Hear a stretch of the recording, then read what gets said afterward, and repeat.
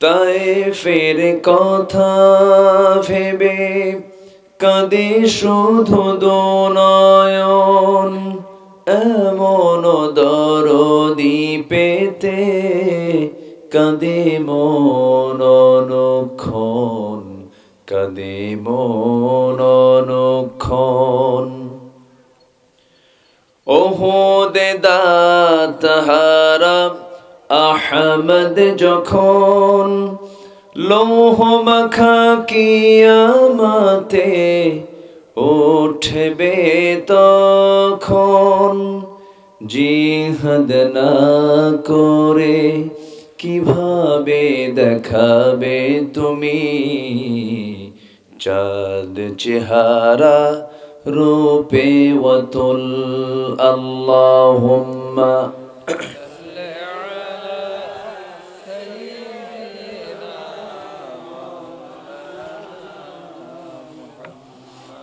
وعلى آل سيدنا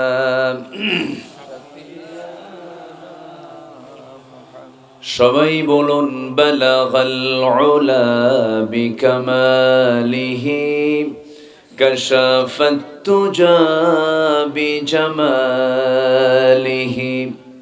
হাসনাত জামিউ খিসালিহি সাল্লু।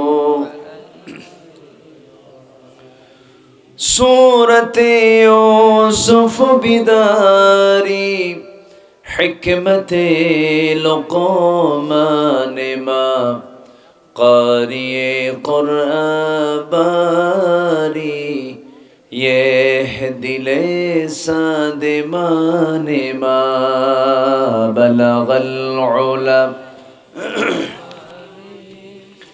كشف التجى بجماله حسنت جميع خصاله صلوا।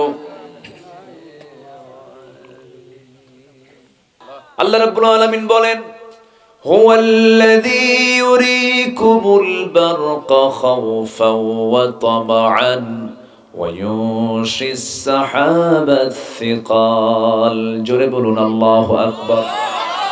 সূরা রা'দ মেবি 10 কি 12 নম্বর আয়াত হবে এটা।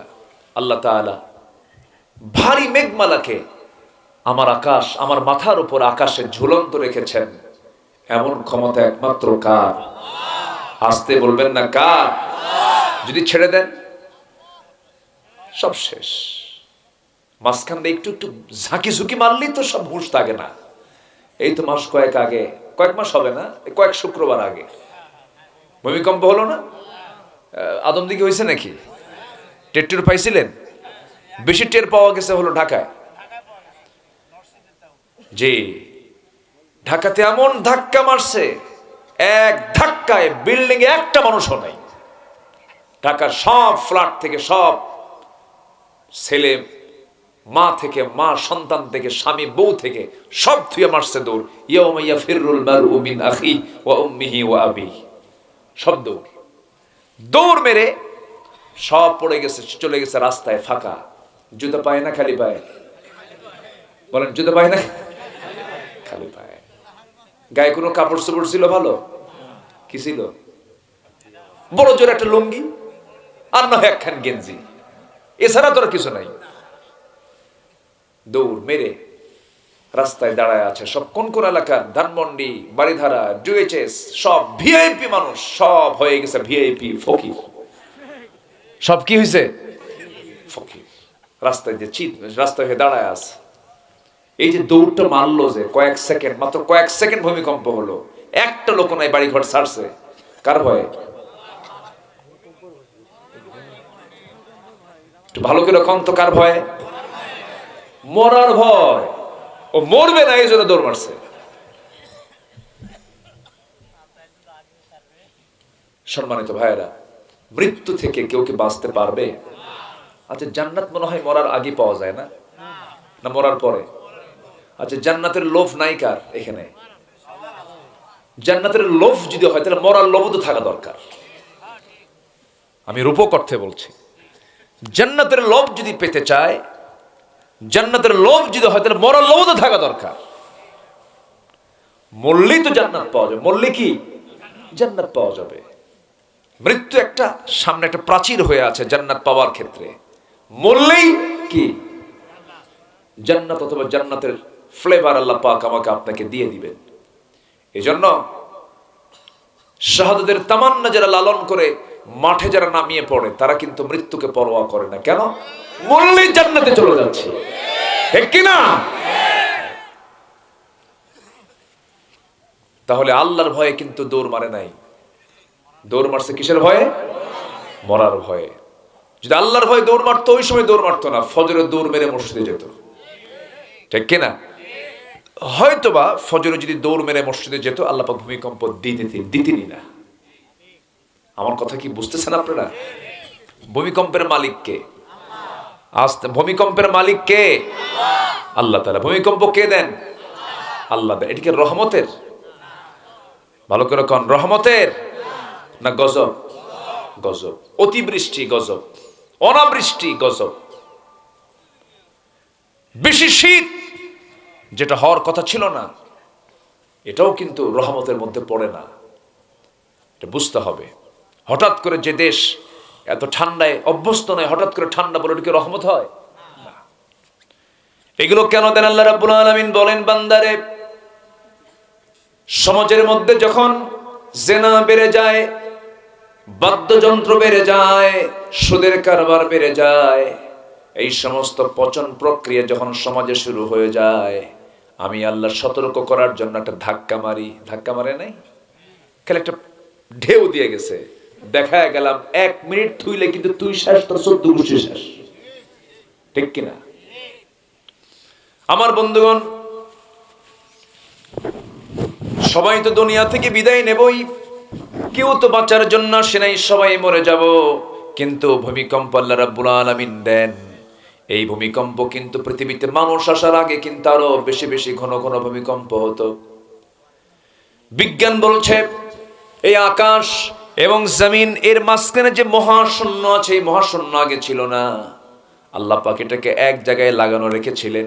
এক জায়গায় কি লাগানো রেখেছিলেন? একসঙ্গে লাগানো ছিল। আল্লাহ রাব্বুল আলামিন বলেন, আওয়ালাম ইয়ারাল্লাযীনা কাফারু আন্নাস সামাওয়াতি ওয়াল আরদা কানাতা রাতকান ফাফাতাকনাহুমা وجعلنا من الماء كل شيء حي জোরে বলুন আল্লাহু আকবার। মানুষকে লক্ষ্য করে দেখে না, আকাশ এবং জমিনকে আমি এক জায়গায় রেখেছিলাম, প্রচন্ড ধাক্কার মধ্য দিয়ে মহাশূন্য সৃষ্টি করেছি। এই প্রচন্ড ধাক্কা আল্লাহ পাক ভূমিকম্প করেছেন, ঘন ঘন এগুলো দিয়েছেন আগে, এখন এটাকে স্থিতিশীল করেছেন পাহাড় দিয়ে। কি দিয়ে বলেন? পাহাড়। পাহাড় আল্লাহ রাব্বুল আলামিন সংযোজন করেছেন। পাহাড় কেন দিয়েছেন? আল্লাহ রাব্বুল আলামিন বলেন, وَأَلْقَى فِي الْأَرْضِ رَوَاسِيَ أَن تَمِيدَ بِكُمْ وَأَنْهَارًا وَسُبُلًا لَعَلَّكُمْ تَهْتَدُونَ। আমি আল্লাহ এই জমিনকে সুদৃঢ় রাখার জন্য, মজবুত রাখার জন্য আমি আল্লাহ রাব্বুল আলামিন মাঝে মাঝে পর্বত রেখে দিয়েছে। এটাকে কেন দিয়েছে? জমিন যেন হেলে না যায়, জমিনটা যেন হেলে দুলে না যায়, নড়াচড়া যেন না করে। পেরেকের মতো মাঝে মাঝে আমি আল্লাহ রাব্বুল আলামিন পাহাড় বানিয়েছি। আদমদিঘি, দুপচাচিয়া, নওগাঁ, রাজশাহী, চাঁপাইনবাবগঞ্জের মানুষ পাহাড় সম্পর্কিত ধারণা কম থাকবে যদি সফর না হয়। এমন কিছু জেলা আছে আমার দেশে, সমতল বেশি না পাহাড় বেশি? বলেন বলেন বলেন। রাঙ্গামাটি চলে যান, খাগড়াছড়ি চলে যান, পার্বত্য অঞ্চল চলে যান, বান্দরবানগুলো চলে যান, এরপর আপনি সিলেটের দিকে চলে যান, ওই সমস্ত অঞ্চলগুলো দেখা যায় মাঝে মাঝে সমতলের চাইতে পাহাড়ি এলাকা বেশি। চট্টগ্রাম তো প্রায় পাহাড় অঞ্চল। ওই দিকে আপনি পঞ্চগড় পার হয়ে যখন অন্যদিকে তাকাবেন, হিমালয়ের বিশাল বড় মাথা দেখতে পাবেন। এই যে ঘন ঘন পাহাড়গুলো আল্লাহ রাব্বুল আলামিন দিয়েছেন, কেন দিয়েছেন? এর জন্য কারণ হলো আল্লাহ রাব্বুল আলামিন এটাকে পেরেকের মতো করেছেন, যেন পৃথিবীটা যেন আন্দোলিত না হয়, নড়াচড়া না করে, যেন হেলে দুলে না যায়। আমার বন্ধুগণ, যে পাহাড়গুলো আমরা দেখি উপরের অংশ যতটুকু দেখা যায় এটা হলো 10 ভাগ, আর তার ফাউন্ডেশন রেখেছেন 90 ভাগ। একটু আস্তে করেন সুবহানাল্লাহ, জোরে বলেন সুবহানাল্লাহ। সেই মহান রব্বুল আলামিন প্লেটগুলো মাঝে মাঝে একটু সরায়া দেন। পৃথিবীটা, বিজ্ঞানের ধারণা হচ্ছে, মানে আমরা তো অনেকেই জানি না, আমরা যে জমিনে পা রাখি, যে চলাচলা করতেছে, এটা কিন্তু শান্ত না, অশান্ত। প্রচুর নড়াচড়ার একটা জমিন, এটা নড়াচড়া করে অবিরাম, এক রহস্যময় টেকটনিক গতির খেলা এর মধ্যে খেলা চলছে। এই টেকটনিক প্লেটগুলো একে অপরের সাথে যখন সংঘর্ষ হয় অথবা সরে গিয়ে জমে থাকা শক্তি হঠাৎ মুক্তি পায়, তখন একটা শক্তিশালী শক ওয়েভ সৃষ্টি হয়, পুরো জমিনকে কাঁপিয়ে তোলে। এটা কে তোলেন? আস্তে করে, কে তোলেন? যদি আল্লাহ তাআলা সেই দিন 10 সেকেন্ড 11 সেকেন্ড না করে শুধুমাত্র 1 মিনিট করতেন, তাহলে কি হতো বলেন তো? ঢাকা থাকতো? আগামী 100 বছরও এই ক্ষতি পূরণ করা যেত না। শুধু 1 মিনিট যদি এটা স্টে করা হতো, একটা বিল্ডিংও থাকতো না। তাহলে ক্ষমতা কার? আস্তে কবেন না, ক্ষমতা কার? আল্লাহ। আল্লাহ বলছেন, বান্দা আমি তোকে দয়া করে রেখে দিয়েছি। বান্দা সারা রাত ধরে মদ খায়, অন্যের বউ নিয়ে শুয়ে থাকে, আর আমার আল্লাহ ওই জালিমের মুখের নাকের কাছে গিয়ে অক্সিজেন ধরে রাখেন, বান্দা অক্সিজেন গ্রহণ কর। আল্লাহ কত বড় দয়া, আর বলেন বান্দা তওবা করে আমার দিকে ফিরায়, আমি তোকে মাফ করে দেব। জোরে বলি সুবহানাল্লাহ। বান্দা সারা রাত ধরে কি খায়? মদ খায়, অন্যের বউ নিয়ে শুয়ে থাকে, আর আমার আল্লাহ তার নাকের ডগায় অক্সিজেনটা পৌঁছায় দিয়ে বলেন, বান্দা তওবা করে আমার কাছে ফিরে আয়। আমার আল্লাহর দয়াটা কত, কত বড় দয়া। গোটা গ্রামে মুসলমান বসবাস করে, মসজিদে ফজরের সময় মুসল্লি নাই। আমি কি ভুল বলছি? মোটে 5 জন মুসল্লি, তা 5টা বুড়া। যদি বলা হয় চাচা আপনি মসজিদে আসছেন, বুড়া মানুষ কাঁপতেছেন ঠান্ডায়, আপনি তো না আসলেও তো আপনার গুনাহ হতো না। কে বাবা, বুড়ি বেঁচে নেই, বুড়ি থাকলে আমিও আসতাম না। আমি কি ভুল বলতেছি? বাস্তব। 5 ওয়াক্ত নামাজের মধ্যে সবচেয়ে শ্রেষ্ঠ ফজিলতের নামাজ কোনটা বলেন? ফজর। মুসল্লি নাই, নাই মুসল্লি।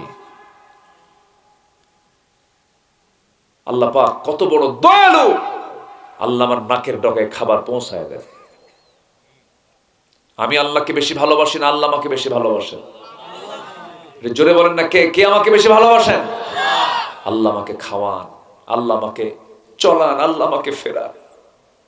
আমার এক বন্ধুর 2টা কিডনি নষ্ট হয়ে গেছে। বন্ধুর হাতটা ধরলাম, বন্ধু কান্দে। বললাম, বন্ধু তুমি কান্দো কেন? কি হয়েছে তোমার হাতে? এখানে মেশিন কেন? বন্ধু আমার 2টা কিডনি নাই, আমি অচল। বলতেছে আমাকে আল্লাহ পাক প্রচুর সম্পদের মালিক বানিয়েছেন, কিন্তু আমি তো অচল, আমি পারি না, আমি চলতে পারি না। বলতেছে আমি সপ্তাহে 4 থেকে 5 দিন ক্লিনিকে যাই, ডায়ালিসিস মেশিন আমাকে ডায়ালিসিস করা হয়, সব রক্তগুলো মেশিন এটাকে ডায়ালিসিস করে ফেটে ফেলে।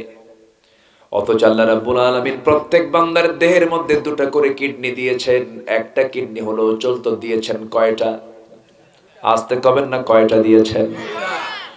একটা চোখ মাঝখানে দিলেও হতো, 2টা চোখ দিয়েছেন। হঠাৎ করে একটা চোখ নষ্ট হলে যেন আরেকটা চোখ নিয়ে থাকতে পারে।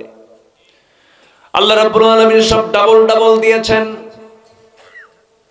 হার্ট হঠাৎ করে ব্লক হয়ে গেল, এই হার্ট বাইপাস সার্জারি করতে হবে, এক্সট্রা করে তারের প্রয়োজন, এক্সট্রা করে রগের প্রয়োজন।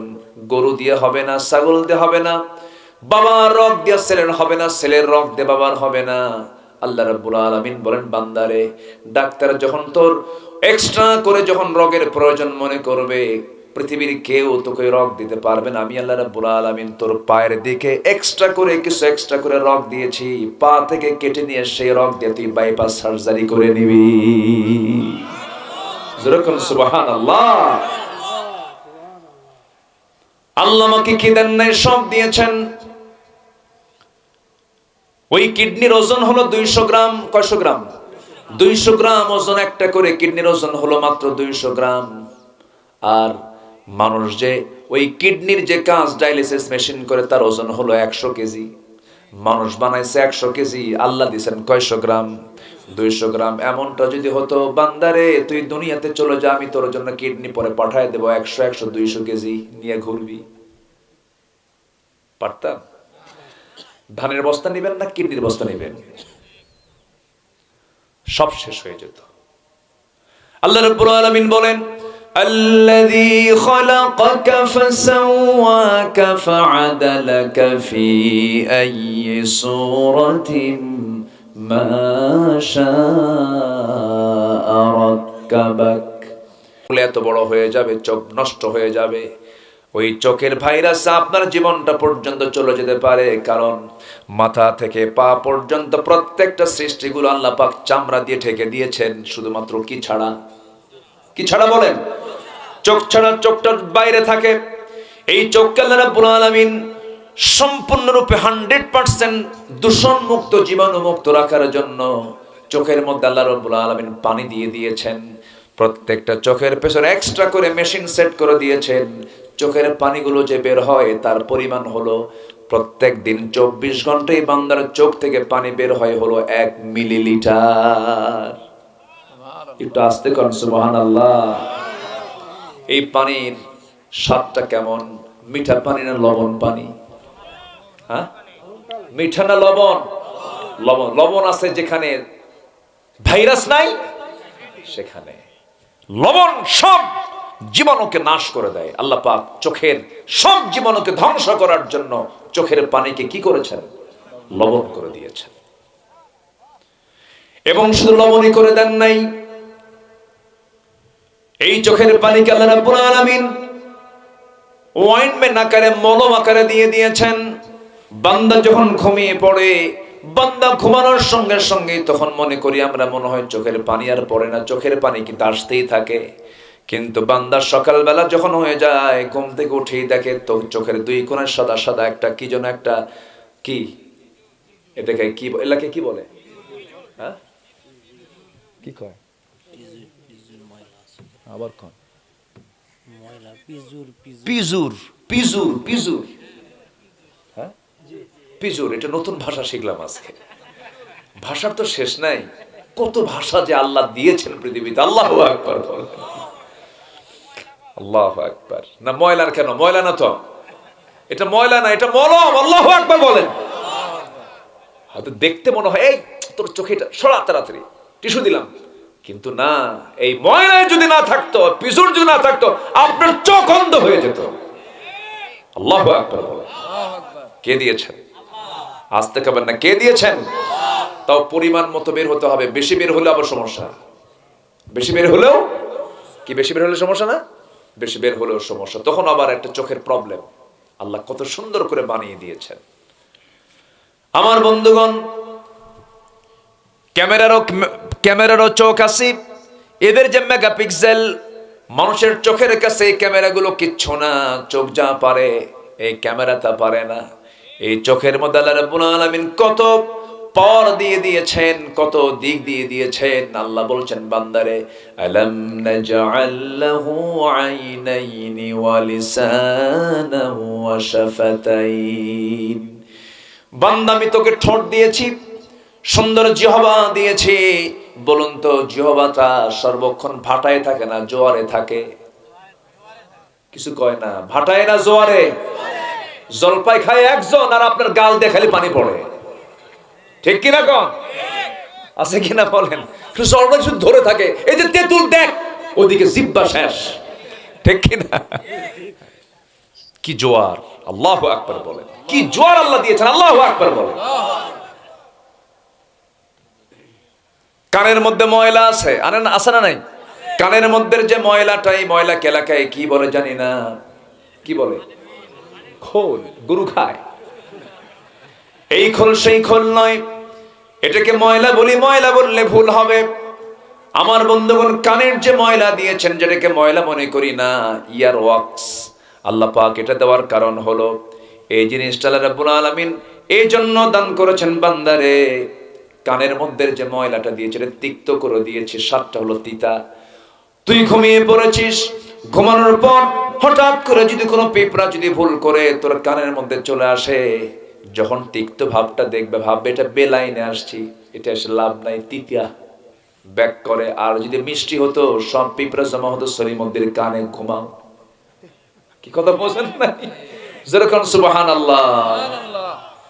আল্লাহ যা ম্যানেজমেন্ট করা দরকার সব দিয়ে দিয়েছেন, কোনো কিছু বাদ রাখেন নাই। এরপরও বান্দা কয় আল্লাহ কি দিছো তুমি আমারে। দেখছেন আল্লাহ কোনো কিছু দেওয়া বাদ দিয়েছেন? আমাকে বেশি ভালোবাসেন কে? আজ থেকে বলেন না কে? এখন আল্লাহ বলতেছে আমি সবাইকে ভালোবাসি না, আমি ৮ শ্রেণীকে বিশেষ করে ভালোবাসি না, আর ৮ শ্রেণীকে ভালোবাসি। শুনবেন কথাগুলো, সময় লাগবে কিন্তু অনেক। কোনো আপত্তি নাই তো? জোরে বলি ইনশাআল্লাহ। আমি তো ছোট বাড়িতে আসি নাই, বড় বাড়িতে আসছি। হ্যাঁ, এটা কোনো ছোট বাড়ি না, কিন্তু এখানে সব বড় বাড়ি। কি এলাকার নাম কি? হ্যাঁ, বড়বড়িয়া। আমি তো এখনো দেখি নাই, আমি ভাবছি বড় বাড়িয়া মনে হয়। আচ্ছা, বড়িয়া। তাহলে এটা কি হলো বলেন তো? বড়িয়া, বড় বড়িয়া। আচ্ছা, এটার তাফসীর পরে হবে, আমরা আলোচনায় যাই। আচ্ছা, আল্লাহ পাক সবাইকে ভালোবাসেন না, এটা একটা তালিকা দিই কাদেরকে ভালোবাসেন না এবং কাদেরকে ভালোবাসেন। এটার তালিকা নিয়ে গেলে কেমন হয়? ভালো হয় কিনা বলেন? এই তালিকা নিয়ে চললে পরে আর কোনো টেনশন আছে? আসেন আমরা একটু তালিকায় চলে যাই। আল্লাহ ভালোবাসেন না কাকে? আল্লাহ কাকে ভালোবাসেন না? নাম্বার 1, যারা দাম্ভিক। যারা কি? দাম্ভিক, প্রচন্ড দাম্ভিকতা দেখে, ক্ষমতা পাইলে মনে করে কি হলো রে। আছে না নাই? এই যে সরকার ক্ষমতায় ছিল 16 বছর। কয় বছর ছিল? ফেরাউন পৃথিবীতে বেঁচে ছিল হলো 1600 বছর, আর এরা ছিল 16 বছর। সংখ্যার যে মিল হলো কেমনে বুঝলাম না। আল্লাহ মিলাই দিছে। কম জ্বালান জ্বালাইছে কোন? হুজুরদের উপরে যে জ্বালান জ্বলছে বাবা। এরা যে অত্যাচার গুলো করেছে, আলেম এমন কোন আলেম নাই যা ওদের নির্যাতনের শিকার হয়নি। কওমি বলেন, আলিয়া বলেন, পীরের দরবার বলেন, আর যে দরবারই বলেন, কোন দরবার লম্বা টুপি, খাটো টুপি, জাল টুপি, জুব্বা, পাঞ্জাবি সব ধরে গলে পড়েছে। ঠিক কিনা? হ্যাঁ জি, কি কইলো জানো?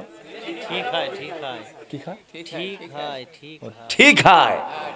ও এলাকার ভাষা। জি ঠিক হ্যাঁ, মাশাআল্লাহ। ভাষা তো আমার দেশে তো বিভিন্ন ভাষা আসছে। তো আমি লাওসে খাওসে, হ্যাঁ লাওসে খাওসে, বা কে গুরু খাবিন তো খাবিন, হ্যাঁ ঠিক আছে না, এরকম করে বলে। ভাষার কত সৌন্দর্য, আল্লাহু আকবার। বলি আলহামদুলিল্লাহ। কম জ্বালান জ্বালাইছে ওরা। 2018 সালে নাটোরে মাহফিল, আমার নাটোর মাহফিল শেষ করে আমার বাসায় ফিরলাম। রাত 3টার দিকে হানা দিয়ে আমারে ধরে নিয়ে চলে গেল থানায়। আমাকে ধরার সময় বলে, হুজুর ওসি সাহেব ফোন দিয়েছে, ওসি সাহেব আপনার সঙ্গে একটু চা খাবে। রাত 3টার দিকে চা খায়? নিয়ে চলে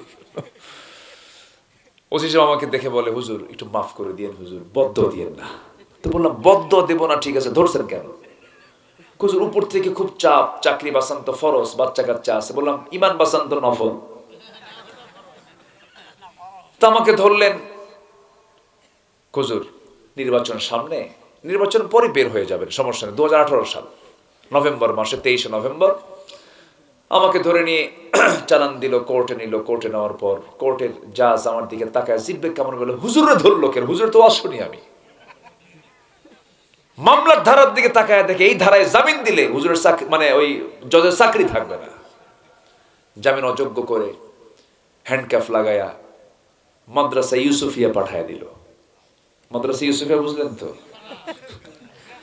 পাঠায় দিল। কারণ যারা চুরি না করে, ডাকাতি না করে যাদেরকে ঢুকাবে, ওটা তখন জেলখানা হয় না, তখন ওটা হয় মাদ্রাসা ইউসুফিয়া, ইউসুফের ঘর। ঠিক আছে না? তো আমি খুব তৃপ্তি মনে, খুব আনন্দ মনে যাচ্ছি আর বলতেছে, আল্লাহ আমি খুব খুশি, হাসিনাকে ধন্যবাদ এমন সুন্নত আদায় করার সুযোগ প্রদানের জন্য। কি কথা বোঝেন নাই? ঢুকে বললাম জেলখানায়, ঢুকেই দেখি এক মুরব্বী আমার দিকে চেয়ে আছে। এত খুশি আমাকে দেখে, সালাম দিয়ে বলে, হুজুর আপনি জেলখানায় ঢুকছেন? খুব খুশি হলাম। তো বললাম যে আপনি খুশি হলেন কেন? বাবাজি এত মাহফিল জীবনে শুনছি আপনার, এত চেষ্টা করছে মোসাফা করব, চান্স মেলে নাই। আল্লাহ কি সুন্দর চান্স মিলাই দিল, এত সুন্দর সামনে ধরা দিলেন, দোয়া করি আপনি জেলখানায় থাকেন।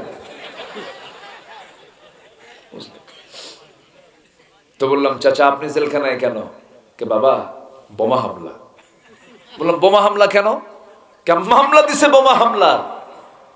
80 বছর বয়সের লোকের নামে যদি বোমা হামলার মামলা হয়, বলেন তো বোমা যদি ওনার হাতে দেওয়া হয়, উনি কি জায়গায় মারবে না মাথায় পড়বে? সে নিজেই তো শেষ হয়ে যাবে। এই চিত্র চিত্রায়িত হয়েছে বিগত 16 বছর। শুধুমাত্র দাম্ভিকতা। আমাকে কে ধরবে, আমাকে কে, কারো পরোয়া করি না আমি। আমার বাপের দেশ, আমার বাপ দেশ স্বাধীন করছে। কইছে না?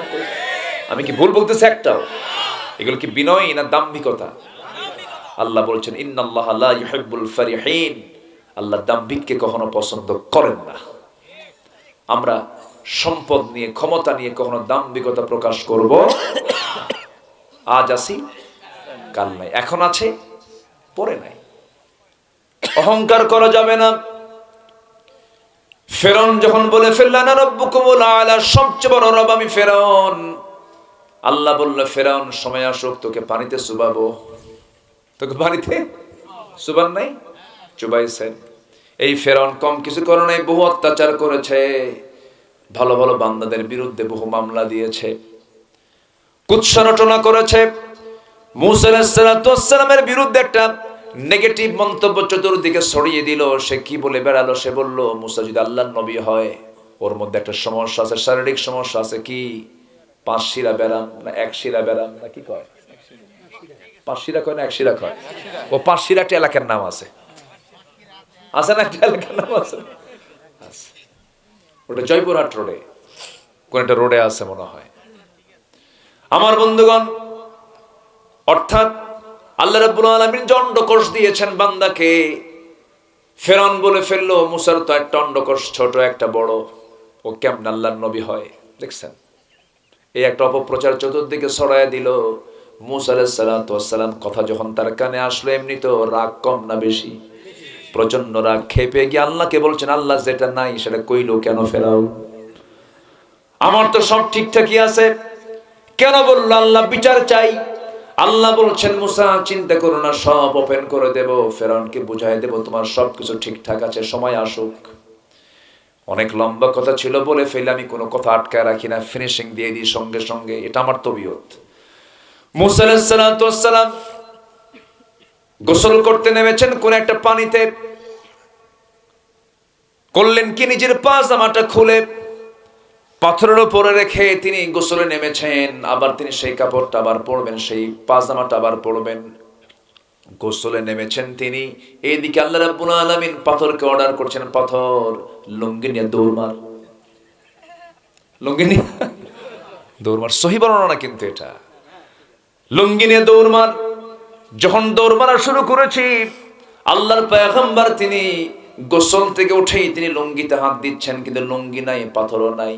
দেখেন সামনে দৌড় মারে, তিনিও দৌড়াচ্ছেন, তিনি যে উলঙ্গ তিনি সম্পূর্ণ ভুলে গেছেন।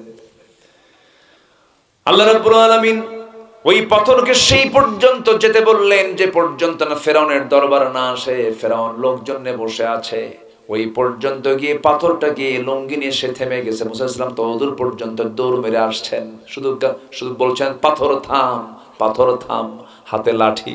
একদম কাছাকাছি আসার পরে ফেরাউন নিচের দিকে তাকায় দেখে সব ঠিক আছে। আল্লাহু আকবার বলবেন না? আমাদের বিরুদ্ধে বহু ষড়যন্ত্র করেছে, আমাদেরকে বলেছে রাজাকার, আমাদেরকে ধর্ষণকারী বানানোর ষড়যন্ত্র করেছিল। আল্লাহ সব খুলে দেখায় দিয়েছে, আলেমদের কোনো দোষ নাই। ঠিক কিনা? আল্লাহ আছেন না নাই? আছেন। আমরা দাম্ভিকতা দেখাবো না উদারতা দেখাবো? উদারতা। প্রতিশোধ নেব না ক্ষমা নেব? ক্ষমা করব, ক্ষমা, প্রতিশোধ নয়, আমরা ক্ষমা করব। জোরে বলি ইনশাআল্লাহ।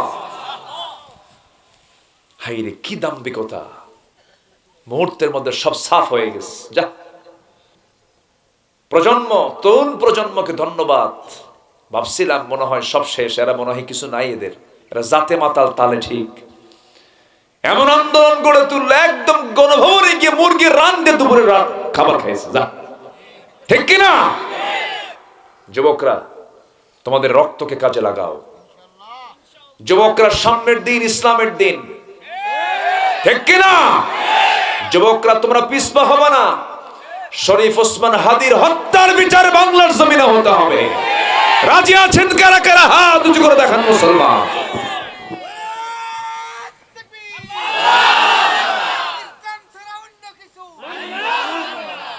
আল্লাহ কবুল করুন। জোরে বলি আমিন। কষ্ট হচ্ছে মনে হয় আপনাদের।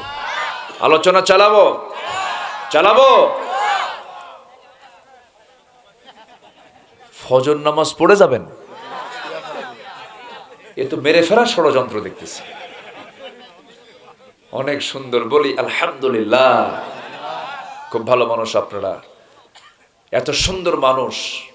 আজকে একটু ঠান্ডাটা কম হলে অনেক মানুষ আসতো। প্রচুর ঠান্ডা, তো বের হয়ে যাচ্ছে না। আমি এতটুকু হেঁটে আসছি না, মনে হলো যে আমার উপরে মানে বরফ মনে হয় ঢেলে দিল। খুব ঠান্ডা। আল্লাহ তুমি অতিরিক্ত ঠান্ডা থেকে তোমার বান্দার দিকে দয়া করে কমায়া দাও। জোরে বলি আল্লাহুম্মা আমিন। বয়স্ক মানুষের কষ্ট কম হয় না বেশি হয়? খুব বেশি হয়। এক বুড়ো চাচা আজকে আমাকে দেখতেছে, দেখে বলতেছে, বাবাজি ঠান্ডায় খুব কষ্ট হচ্ছে বাবা, একটু দোয়া করো তো ঠান্ডা যেন আল্লাহ কমায় দেয়। এই জন্য এই কথা বললাম। তাহলে আল্লাহ পছন্দ করেন না 8 শ্রেণীকে। এর মধ্যে 1 নাম্বার বললাম যারা দাম্ভিক। নাম্বার 2 যারা সীমা লঙ্ঘনকারী। যারা কি বলেন তো? সীমা লঙ্ঘনকারী। যেরকম ফেরাউন সীমা লঙ্ঘন করেছিল। সীমা লঙ্ঘনকারী কেমন? আল্লাহ বলছেন তিলকা হুদুদুল্লাহ লিযযাকারি মিসলু হাযযিল উনসাইন। আমি অংশ বন্টন করে দিয়েছি, ছেলে 2 বিঘা, মেয়ে 1 বিঘা, ভাই 2 বিঘা, বোন 1 বিঘা পাবে। এটাতে কোনো কম বেশি করলেই তিলকা হুদুদুল্লাহ, এটা আল্লাহর সীমা লঙ্ঘন হয়ে যাবে। যারা এগুলো করে আল্লাহ তাদেরকে ভালো বাসেন না। বোনকে সম্পদ বুঝায়া দেয় না, এমন ভাই তো মনে হয় আদম দেখি নাই। আসতে কবেন না, আছে না নাই? এই লাইন আমার মায়েরা খুব খুশি, হুজুর ভালো করে কর। কিছু ভাই এখানে বসেও আছে, কি এরকম হয়তো বলতে পারে। আচ্ছা, এখন মনে মনে হয়তো ভাবতেছেন, হুজুর এমন লাইন ধরলেন আমার তো জমি বের হয়ে যাবে, এখন আমি উঠে যাই। এরকম চিন্তা যদি কেউ করেন তাহলে এখন চলে যান। এরকম কেউ আছেন নাকি? বসেন। এই উঠে গেল।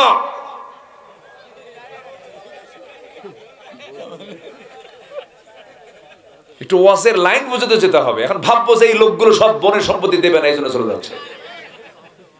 এই ছেলে, না তাকাই নাই তো ওইদিকে। বসে। যে অনেক রাত হয়েছে, আমি কষ্ট দিচ্ছি আপনাদের না? এই যে ধমক যে দিচ্ছে, রাগ করলেন নাকি আপনারা? আমি কিন্তু মজা করে বলছি এটা। ওই যে বাচ্চা যদি ওষুধ না খেতে চায়, মা কি করে? বাবা খা, বাবা জ্বর তোর 100 ডিগ্রি পার হলো, বাবা খা। ওই যে 2 দাঁত কামড় মেরে ধরে, খায় না। মা কি করে? 2 হাত আর 2 পা শক্ত করে ধরে মুখের মধ্যে নখ ঢুকাই দেখে খা। এর মানে কি মহব্বত কম না বেশি? বেশি। কিছু কিছু সময় মহব্বতটা, এটা মহব্বত মানে ধমকটা মহব্বতের কাজ হয়। বলি আলহামদুলিল্লাহ। কেউ যাবেন না? আমি যদি এত দূর থেকে কষ্ট করে আসি, আপনি একটু কষ্ট করে শুনতে পারবেন না ইনশাআল্লাহ? তাহলে বোনকে সম্পদ বুঝায় দিতে হবে, এটা হচ্ছে আল্লাহর হুকুম। কিন্তু বোনকে সম্পদ না বুঝায় দিয়া কি টেকনিক বাস দেখেন। 12 বছর আগে বাপ মারা গেছে, বোনের সম্পত্তি বুঝায় দেয় না। বোনের যে অংশটুকু 10-12 বিঘা জমি, সেখানে ধান লাগায়, সেই ধান গোলায় তোলে, সেই ধান বিক্রি করে আবার উমরায় যায়। কোথায় যায় বলে? আল্লাহর কাজ, উমরায় চলে যায়। উমরায় গিয়ে বোনটার জন্য আজওয়া খেজুর কেনে, বোনটার জন্য জমজম পানি নেয়। এরপরে মদিনায় এসে একটা স্বর্ণের একটা চেন, গলার একটা চেন বোনের জন্য নেয়। বোন পাবে 1 কোটি টাকার সম্পদ, বোনের জন্য নিচে একটা 2 লাখ টাকার চেন। চেন নিয়ে দেশে ফেরার পরে বোনকে ডাক দিয়ে বলে, বোন আমার তাড়াতাড়ি আসো, তোমার জন্য মক্কা মদিনায় দোয়া করে আসছি। বোন তো নরম, বোনরা খুব সাদা মাটা হয়, নরম চিত্তের হয়। বাবা নাই, মা নাই, ভাইয়ের বাড়ি ভাই একটা ডাক মারলেই চলে যায়, যায় না? যায় না? বোনরা ভাইকে খুব ভালোবাসে, কিন্তু ভাইরা বোনকে তেমন ভালোবাসে না, এটা বাস্তব। কিন্তু অনেক বড় কষ্টের চাপা আছে। অনেক মা বোন বিয়ে দিছে, মেয়ে চলে গেছে, বিয়ে দিছে, বোন চলে গেছে স্বামীর ঘরে, বাপ চলে গেছে, বাবার স্মৃতি নাই, মা চলে গেছে, মার স্মৃতি নাই। সেই বাপ মাকে স্মরণ করার জন্য বাড়িতে আসতে চায়, কিন্তু ভাইদের এমন খারাপ আচরণ, সম্পত্তি নিয়ে এমন ধরনের প্যাঁচ লাগায় দেয়, বোন তিলে তিলে সব সহ্য করে, কিন্তু একটা কথা কাউকে বলতেও পারে না। এমন অসংখ্য কষ্ট নিয়ে থাকা বোন সমাজে আছে না নাই? তিলকা হুদুদুল্লাহ, সীমা লঙ্ঘন করা যাবে না। একই থলে থেকে, একই মার পেট থেকে সন্তান, ছেলে হয়েছে, মেয়ে হয়েছে, ভাই বোন হয়ে দুনিয়াতে এসেছে, দেখেন তাও কত বড় ষড়যন্ত্র। বোনটাকে ডাক দিয়ে বলে, বোন ওমরা করে আসলাম, তাড়াতাড়ি আসো। বোন আসার সঙ্গে সঙ্গে বলে, বোন এই যে জমজম পান করো, আজোয়া খেজুরটা খাও, তোমার জন্য আনছি, তোমার জন্য মক্কা মদিনায় দোয়া করে আসলাম। আর তোমার জন্য একটা স্বর্ণের চেন সোনার মদিনা থেকে সোনা আনছি, গলাটা আগায় দাও। গলায় দিয়া সুন্দর করে পাশে বোনকে বলে বসে দিয়ে বলে, বোন একটা কথা বলি, কি রাগ করবা না? না, অংশ নিলে কিন্তু ধ্বংস হয়। কত বড় বাটপা! এ আছে কিনা বলেন, আছে কিনা? আমার বন্ধুগণ, আল্লাহ রাব্বুল আলামিন বলেন, وقاتلوا في سبيل الله الذين يقاتلونكم ولا تعتدوا إن الله لا يحب المعتدين। জোরে বলুন আল্লাহু আকবার। একটু কান লাগায় শুনবেন কথাগুলো। নাম্বার 3, যারা কাফের তাদেরকে আল্লাহ পাক ভালোবাসেন না। قل أطيعوا الله والرسول فإن الله لا يحب الكافرين। জোরে বলুন আল্লাহু আকবার। নাম্বার 4 হলো অকৃতজ্ঞ পাপাচারী, যারা তাদেরকে ভালোবাসেন না। ইন্নাল্লাহা লা ইউহিব্বু কুল্লা কাফফারিন আথীম। জোরে বলুন আল্লাহু আকবার। নাম্বার 5 হলো যারা অহংকারী। টাকার অহংকার আছে না নাই? দাম্ভিক এক জিনিস, অহংকার আরেক জিনিস। কিন্তু অহংকার হলো টাকার অহংকার, চেহারার অহংকার। বইয়ের চেহারা একটু হলদেটে কালার, সুন্দর চেহারা, চামড়া একটু সাদা চামড়া, বউটা দেখতে সুন্দর, হয়তো স্বামীটা দেখতে কালো, বিয়ে শাদী হয়ে গেছে, কালো ধরার হয়তো ফয়সালা করে দিয়েছেন আল্লাহ তাআলা। কিন্তু কিছু কিছু মহিলা আছে দেখবেন চেহারার বড়াই করে। আসতে কবেন না, আছে না নাই? একটু গন্ডগোল লাগলে স্বামীকে ধমক দিয়ে বলে, শোনো তোমার চেহারার দিকে তাকায় দেখো, আমার চেহারার দিকে তাকায় দেখো, তোমার সঙ্গে আমার সংসার হচ্ছে তোমার 14 গোষ্ঠীর কপাল। আছে না নাই বলেন তো? এগুলো অহংকার। কিচ্ছু নাই, স্কিন ক্যান্সার হয়ে গেলে সব সমান হয়ে যাবে, সব শেষ হয়ে যাবে। চেহারার বড়াই করা যাবে না, সম্পদের বড়াই করা যাবে না। আমার নিজ চোখে দেখা, আমার গ্রামে একটা মানুষ আমি নিজের চোখে দেখেছি, ভয়ে তার দরজার সামনে কেউ যেতে যাওয়ার সাহস পেত না, এত সম্পদ তার ছিল। আমার নিজের চোখে দেখা সেই লোকটা শেষে মানুষের দ্বারে দ্বারে ভিক্ষা করে দুনিয়া থেকে বিদায় নিয়েছে। বহু নজির আছে না নাই বলেন? টাকার অহংকার, সম্পদের অহংকার, চেহারার অহংকার, এই সমস্ত বিষয় নিয়ে কখনো অহংকার দেখানো যাবে না। কারণ অহংকার তো বান্দার নয়, অহংকার একমাত্র কার মানায়? আসতে বলবেন না, কার মানায়? আল্লাহ রাব্বুল আলামিন সুন্দর করে বলছেন, ইন্নাল্লাহা লা ইউহিব্বু ইন্নাল্লাহা লা ইউহিব্বু মান কানা মুখতালান ফখুরা। জোরে বলুন আল্লাহু আকবার। নাম্বার 6 হলো যারা খেয়ানতকারী, অর্থাৎ আমানতের খেয়ানত যারা করে। ক্ষমতা পেয়েছে, ক্ষমতা একটা আমানত, এটার যারা খেয়ানত করবে তারা আল্লাহর অপছন্দের বান্দা। রাষ্ট্র ক্ষমতা যে পাবে তার জন্য কি এটা আমানত না? বলুন কি এটা কি ছোটখাটো আমানত? অনেক বড় আমানত। সাইয়েদনা ওমর ফারুকের গোটা রাত ঘুম হতো না, রাত্রিবেলা ঘুমাতে পারতেন না। রাত্রিবেলায় তিনি খালি পায়ে হাঁটতেন। কোন এক রাতের আধারে খালি পায়ে হাঁটতেছেন, পাহাড়িয়া রাস্তায়, পাথরওয়ালা রাস্তায় হাঁটতেছেন। একজন দেখে বলছে, ওমরে ফারুক খালি পায়ে হাঁটলে তো আপনার পা ফেটে যাবে পাথরের আঘাতে। তিনি বলছেন, ও আমার ভাই, খালি পায়ে না হেঁটে যদি জুতা পায়ে হাঁটি, জুতার খড়মের আঘাতে পাথরের সঙ্গে একটা ধাক্কা লেগে একটা আওয়াজ হবে, আর সে আওয়াজে যদি আমার দেশের নাগরিকেরা যদি ঘুমের ব্যাঘাত হয়, কিয়ামতের দিন আমাকে আসামির কাঠগড়ায় দাঁড়িয়ে তার জবাব দিতে হবে। কি চেতনা তাদের মধ্যে লালন হতো। রাতের আধারে ওমর ফারুক জনগণকে দেখতে যেতেন। একদিন তিনি বের হলেন, প্রত্যন্ত গ্রামের মধ্যে চলে গেলেন। গ্রামের মধ্যে যাওয়ার পরে এক বুড়ি মহিলার ঘর দেখতে পেলেন। বুড়ি মহিলার সামনে গিয়ে দাঁড়ালেন। বলছেন, বুড়িমা কেমন আছেন? ভালো নাই কেন? ওমর দেখেন আমাদেরকে। কার সামনে কয়? ওমর ফারুক বলছেন, কি দেখেন আপনাকে বলেন? কোনদিন আমি তাকে আমার বাড়িতে আসতে দেখলাম না, কোনো কিছু দিয়ে যেতে দেখলাম না। তিনি বলছেন, আপনার এত দূরে বাড়ি, আপনার এত দূরে ওমর আসবে কেমনে? এবার মহিলা বলছে, বৃদ্ধা নারী বলছে, এত দূর যদি মনে হয় ওমরের খলিফা হওয়ার কি দরকার ছিল? কিন্তু কথা কি বুঝতেছেন? এই কথা শোনার সঙ্গে সঙ্গে তার চোখে পানি চলে আসছে। নিজের পরিচয়টা গোপন করলেন।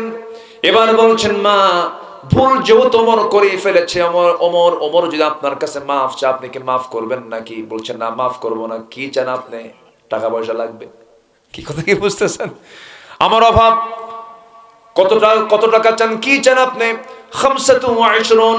25 দিরহামের 25 দিনারের বিনিময়ে তার সঙ্গে কমিটমেন্ট হলো ওমরের বিরুদ্ধে সে কোনো নালিশ দেবে না। সঙ্গে সঙ্গে তিনি ওই সময় তিনি ডাকতেছেন, আলী এদিকে আসো। এবার জবাব দিচ্ছেন, আমিরুল মুমিনিন, আমি আসতেছি। আমিরুল মুমিনিন বলার সঙ্গে সঙ্গে মহিলার চোখ বড় হয়ে গেছে। আরে এই তো ওমর, এ তো কি! সামনে ওমর দাঁড়ায়, আমি তার সামনে কথা বললাম, জিহ্বায় কামড় মেরে বলতেছে, আমিরুল মুমিনিন, বড় ভুল হয়ে গেছে, আপনি আমারে মাফ করে দেন। ওমরে ফারুক বলছেন, শুনেন আম্মা জান, আপনি আমার বিরুদ্ধে যে অভিযোগটা দিয়েছেন সত্য অভিযোগ, কোনো সন্দেহ না, আমি আপনার খেদমত করতে পারি নাই। যেহেতু আমি মামলা এখানে ডিসমিস করতে চাচ্ছি, এখানে ফয়সালা করতে চাচ্ছি, এই যে 25 দিরহামটা দিলাম, 25 দিনারটা আপনাকে দিলাম, আপনি আমাকে লিখিত করে দেন। নিজের জামা ছিঁড়ে ফেলে দিয়া সেই জামাটা ছিঁড়ে ফেলে বলছে, মা, এই জায়গায় লিখে দেন 25 দিনারের বিনিময়ে ওমরের উপর অভিযোগটা আমি তুলে নিলাম, উইথড্র করে নিলাম। ওই চিঠিখানা নিয়ে বাড়িতে গিয়ে পরিবারকে ডাক দিয়ে বলছে, পরিবারের যেদিন ওমরের মৃত্যু হয়ে যাবে, ওমরের মৃত্যুর কাপড়ের সাথে তোমরা এই চিঠিটা দিয়ে দিবা। আমি আল্লাহকে হাসরের দিন দেখায় বলবো, আল্লাহ, জনগণ আমাকে এই চিঠি লিখে আমাকে বলেছে আমার বিরুদ্ধে তাদের কোনো অভিযোগ নাই, তুমি আল্লাহ আমাকে মাফ করে দিবা। সুবহানাল্লাহ। এটার নাম আমানত। এটার নাম কি? আমানত। আর বিগত সরকার 16 বছরে 28 লক্ষ কোটি টাকা দেশ থেকে পাচার করে নিয়ে চলে গেছে। কি আমানত রক্ষা করছে না? বদমাইশ গুলো। কথা বলবো? কথা সবাই শুনতে রাজি আছেন? জোরে বলি ইনশাআল্লাহ।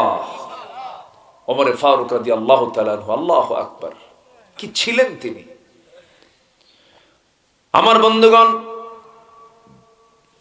রাষ্ট্রের থেকে তিনি একটা বোতল মিসকাম্বার, এটা কি মিসকাম্বার মানে কি বুঝতেছেন তো? আতর। মিসকাম্বার একটা দামি আতর তিনি পেয়েছেন। রাষ্ট্র থেকে এক বোতল সেই আতরটা নিয়ে আসলেন। কিন্তু একা না, উনি সহ 5 জনের ভাগ সেখানে আছে। 5টা ঘর সহ, ওনার ঘর সহ আরো কয়টা ঘর? 4টা ঘর, মোট 5টা ঘরের সমান ভাগে ভাগ করতে হবে। সেই মিসকাম্বরের শিশিটা নিয়ে এসে বউয়ের হাতে দিয়ে বলছে, বউ আমার, সুন্দর করে 5টা ভাগ করো। কিছুক্ষণ পর বলছে, আমার স্ত্রী, মন খারাপ করবে না, আমি তোমাকে ভাগ করতে দেব না, তুমি আমাকে দাও। উনি সেই আতরের শিশিটা নিয়ে প্রতিবেশীর ঘরে গিয়ে বলছেন, প্রতিবেশী, 5টা ভাগ করে একটা ভাগ আমাকে দিয়ে দাও। তার অংশের আতরটুকু নিয়ে, শিশিটা নিয়ে এবার তিনি চলে এসে বলছে, আমার স্ত্রী, এই যে আতরের অংশটুকু আমি পেয়েছি, তোমাকে এখন দিচ্ছি। আল্লাহর কসম, তোমাকে আমি অবিশ্বাস করি নাই, কিন্তু আমি তোমাকে মাপতে দিলাম না কেন? তোমাকে ভাগ করতে দিলাম না কেন? কারণ এই আতর তো তরল জিনিস, আতর তো লিকুইড জিনিস, সেটাকে ভাগ করতে গেলে সমান ভাগে ভাগ হবে, কিন্তু ভাগ করতে নিয়ে তুমি আতরের শিশির উপরে কিছু তোমার হাত দিয়া যে একটু কম বেশি করে মুছে নিবা, মুছে তোমার গায়ে লাগাবা, এতটুকু অংশ বেশি আসুক, এটা আমাদের মধ্যে বেশি আসুক চাই নাই মনে করে শিশি আতরের ভাগ করার দায়িত্ব আমি অন্যের কাঁধে চাপায়া দিয়েছি। জোরে করুন সুবহানাল্লাহ। জান্নাত কত স্পর্শকাতর বিষয়, জান্নাত কি এত সস্তা ভাই? আমার ভাইয়েরা একটু কান লাগাবেন, কখনো খেয়ানত করা যাবে না, আমানত রক্ষা করতে হবে। আল্লাহ রাব্বুল আলামিন বলছেন যারা খেয়ানত করবে, আল্লাহ রাব্বুল আলামিন বলেন ইন্নাল্লাহা লা ইউহিব্বুল খাইনিন, আমি খেয়ানতকারীকে কখনো ভালোবাসি না। 6টা হয়ে গেল। নাম্বার 7 হলো যারা ফাসাদ সৃষ্টিকারী, তারা আল্লাহর কাছে অপছন্দ, আল্লাহ তাদেরকে ভালোবাসেন না। আল্লাহ রাব্বুল আলামিন বলছেন আল্লাহু লা ইউহিব্বুল ফাসাদ, আল্লাহ পাক ফাসাদ সৃষ্টিকারীকে কখনো ভালোবাসেন না। নাম্বার 8 হলো যারা অপচয় করবে, আল্লাহ পাক তাদেরকে পছন্দ করেন না, ভালোবাসেন না। বিড়ি খাওয়া মিতব্যয় না অপচয়? কিচ্ছু কয় না, জায়গায় হাত দিছি তো, একটু বলেন তো, বিড়ি খাওয়া মিতব্যয় না অপচয়? বলেন বলেন বলেন বলেন। আমার দেশে প্রধান খাদ্য কি, ভাত না বিড়ি? ভালো করে কম। আমার দেশে প্রধান খাবার দিন শুরু হয় ভাত দিয়া না বিড়ি দিয়া? ভাত দিয়া। রাত 3টায় ঘুম ধরে না, রাত 2টার দিকে উঠে বিশাল টেনশন, হাই ডিগ্রি হয়ে গেছে, হাই প্রেসার হয়ে গেছে, টিকতে পারছে না, বলে বাজান বিড়ি টান, দিলা খান টান, বাজান বিড়ি টান, টান দিলা খান। টান দিয়ে মাথা ফ্রেশ করে ফেললো। এই যে আপনি ধোঁয়াগুলো লাঞ্চের মধ্যে দিলেন, লাঞ্চটা ফ্রেশ বানায় দিয়েছেন কে? আর বিড়ি খেয়ে নষ্ট করলো কে? আল্লাহ। আল্লাহ নষ্ট করছে? নষ্ট করা যাবে না, বরং এখন বলেন তো, বিড়ি খাওয়াটা মিতব্যয় না অপচয়? মারাত্মক অপচয়, এত বড় ক্ষতি। মাহফিলের অনেকে প্রশ্ন করে, হুজুর বিড়ি খাওয়া জায়েজ না, জায়েজ কিনা বলেন? উনি তো বিড়ি খানই, আবার মাহফিলে এসে জায়েজের চেষ্টায় থাকেন। না না, বিড়ি খাওয়ার কত বড় ক্ষতি এটা হুজুর বেশি জানে না, ডাক্তাররা বেশি জানে। ডাক্তাররা বেশি জানে। ডাক্তাররা বলতেছে বিড়ি খেলে ক্যান্সার হয়, বিড়ি খেলে লাংস পচে যায়, বিড়ি খেলে পরে ঠোঁট এমনকি ইনফেকশন হয়, গালের মধ্যে ক্যান্সার হয়ে যায়, জিহ্বা ক্যান্সার হয়ে যায়, হৃদরোগ বাড়ে, হার্ট স্ট্রোক হয়, যৌন রোগের কারণ হয়। এত বড় ক্ষতি এত বড় বড় ক্ষতি হওয়ার পরও বলে হুজুর বিড়ি খাওয়া কি জায়েজ আছে নাকি? দেখছেন কথা, প্রশ্ন হলো এটা, বলেন তো। আমার বন্ধুগণ, অপচয় করা যাবে না। এমন লোক আমার দেশে আছে, সারা জীবন বিড়ি খাওয়ার পরিমাণ যদি যোগ করা হয়, লক্ষ লক্ষ টাকা বিড়ির পিছনে খরচ করেছে। আসতে কবেন না, আছে না নাই? 50 বছরও যদি বিড়ি খায়, প্রত্যেকটা দিন যদি একটা করে সিগারেটের প্যাকেট যদি চলে, গড়লিফ, আর কি আছে, বেনসন, আর কি স্টার, আর কি, মোটামুটি ভালোই জানেন দেখি আপনারা। আচ্ছা, এই যে বিড়ির প্যাকেটগুলো আছে, দৈনন্দিন 200 টাকা করে খরচ করা যদি হয়, বছরে মাসে হয় 6000, এক বছর হয় 6-72,000। অনেকে আছে 1 লক্ষ টাকাও খরচ করে। 1 লক্ষ টাকা আপনি খরচ করেন বিড়ি খাওয়ার পিছনে, ধোঁয়ার পিছনে, মনে হয় আল্লাহ ধরবে না? হাসতে খাওয়াই, দেখেন হাসতে। আমার দাওয়াত দেন আর না দেন ভাই, আমি কিছু হক কথা বলে যাবোই ভাই। কি কথা কি বুঝতেছেন আপনারা? এলে করা যাবে না। অপচয় মারাত্মক অপরাধ। 1 টাকাও অপচয়, 1 কোটিও কি অপচয়? অপচয় আমরা করব না, জোরে বলি ইনশাআল্লাহ। আল্লাহ রাব্বুল আলামিন বলেন ওয়ালা তুসরিফু ইন্নাহু লা ইউহিব্বুল মুসরিফিন, আল্লাহ পাক অপচয়কারীকে কখনো ভালোবাসেন না। ভালোবাসেন না, 8টা চলে গেল, এখন ভালোবাসেন 8 জনকে। শুনবেন না? সবাই কি শুনবেন? কিন্তু ঘড়ি আজকে এত ঘুরতেছে কেন বুঝলাম না, এত দ্রুত সময় চলে যাচ্ছে। আমি তো বেকায়দে পড়ে গেলাম, এখনো বহু পয়েন্ট পড়ে আছে, রাতও আছে ইনশাআল্লাহ, কোনো সমস্যা নাই তো? মাহফিলে মা বোন আসছে তো না? মাহফিলে মা বোন আসছে না? আসছে। আচ্ছা বলেন তো, একটা প্রশ্ন করব, বোরকাওয়ালি হওয়া দরকার না পর্দাওয়ালি হওয়া দরকার? এখন সমাজে বোরকা না পর্দা। আজকে সমাজে কি পর্দাওয়ালি না বোরকাওয়ালি? বোরকাওয়ালি। সে বোরকার কত ডিজাইন, কইছে একজন, দেখছেন? বোরকার মধ্যে কি আকর্ষণ দেখেন। বোরকার গায়ে আবার আয়না লাগানো। কি লাগানো? আয়না। মানে আসো, এই বোরকা পরা যাবে না, বোরকাটা হতে হবে ঢাকানো, বোরকাটা পড়তে হবে শালীনপূর্ণ, বোরকাটা টাইট না ঢিলা হবে? ঢিলা হবে, টাইট ফিটিং বোরকা পরা যাবে না। বোরকা তো পরে আবার বোরকার পিছনে দড়ি লাগায় রাখে। এই সমস্ত বোরকা পর্দার জন্য নয়। যে বোরকা পর্দার জন্য সেই জাতীয় বোরকা পড়তে হবে, মাথা থেকে পা পর্যন্ত ঢেকে ফেলতে হবে, যেন কাল গোরাব কাকের মতো যেন দেখা যায়। পরপুরুষ থেকে বাঁচার চেষ্টা করতে হবে, বদনজর থেকে বাঁচার চেষ্টা করতে হবে। আপনার দিকে যদি বদনজর দেয়, আপনার সৌন্দর্য নষ্ট হয়ে যাবে। আপনি কেন সৌন্দর্য আপনি অন্যের সামনে প্রকাশ করবেন? এরপরে পর্দার বিষয়টা বিশেষ করে দূরের পুরুষের সঙ্গে পর্দার চাইতে নিজের পুরুষের সঙ্গে পর্দাটা বেশি জরুরি। যেমন খালাতো ভাই, মামাতো ভাই, দুলা ভাই আছে না নাই? এই সমস্ত আত্মীয় স্বজনদের সঙ্গে পর্দা করাটা বেশি জরুরি, কারণ এখানেই বড় ক্ষতি হওয়ার সম্ভাবনা থাকে। কিছু কিছু দুলাভাই আছে শালিকে সিমটি না মারলে আরামই পায় না। বদমাইশ কিছু দুলাভাই আছে না নাই বলেন তো? খুব সাবধান যারা শালিকে আছেন, খুব সাবধান দুলাভাই থেকে দূরে থাকার চেষ্টা করবেন। এটা মারাত্মক আজরাইল, এটা ডেঞ্জারাস। এটা দুলাভাইয়ের আক্রমণ থেকে বাঁচতে হবে। এরপরে দুলাভাইয়ের হুন্ডায় চড়া যাবে না। দুলাভাই কয়, এই হুন্ডায় ওঠ, মারে ধমক। শালি কি কবে? ভাই না উঠি, ওঠ। জোর করে হুন্ডায় তোলে। শালি মনে করে দুলাভাই মানুষ না উঠলে তো মন খারাপ করবে, পিছনে ওঠে, কিন্তু মাঝখানে গ্যাপ রাখে যেন গায়ের সঙ্গে গা না লাগে। দুলাভাই এমন সামনে যে এমন ব্রেক মারে গ্যাপ পূরণ করে। খুব দুষ্ট। বাপ মাদের সচেতন থাকতে হবে, খুব সচেতন থাকতে হবে। খালাতো ভাই শুধুমাত্র খালার বাড়িতে ঘন ঘন আসে, খালাম্মা আসসালামু আলাইকুম, খালাম্মা মানে মতলব কি জানেন? খালাতো বোন একটা আছে, খালা বলবে তুই এত সালাম দিস না, যা। কি কথা বলেন ভাই? তাড়াতাড়ি বাড়িতে চলে যা। ওয়ালা তাকরাবুজ জিনা ইন্নাহু কানা ফাহিশাতাও ওয়া সাআ সাবিলা। জিনার নিকটেও যেও না, ফোন করতে যেও না। যুবকরা স্মার্টফোন ব্যবহার করবে খুব সাবধানে। স্মার্টফোন কিন্তু পর্দা 12টা বাজায় দেয়। দূরত্ব যতই হোক কাছে থাকুন, জ্বলে উঠুন আপন শক্তিতে। কি ঠিক কিনা? এই মোবাইলগুলো ব্যবহারে খুব নীতিমালা অবলম্বন করতে হবে। Imo, Line, Viber, WhatsApp, Instagram, Kurigram, কি বোঝা গেল? সব অ্যাপস গুলোকে নেগেটিভ করতে হবে ফিমেলদের জন্য, মেয়েদের জন্য। মেয়েরা মেয়ের সঙ্গে কথা বলুক, সমস্যা নাই, কিন্তু পুরুষ পুরুষের সঙ্গে কথা বলবে, সমস্যা নাই, কিন্তু পুরুষ নারী হলেই প্যাঁচ আছে না নাই? এমন প্যাঁচ শয়তান লাগায় দেবে, জেনা পর্যন্ত ঘটায় দেবে। এই জন্য কোনো ফিমেল কোনো কারো কাছে তুমি ইনবক্সে নক দিবা না।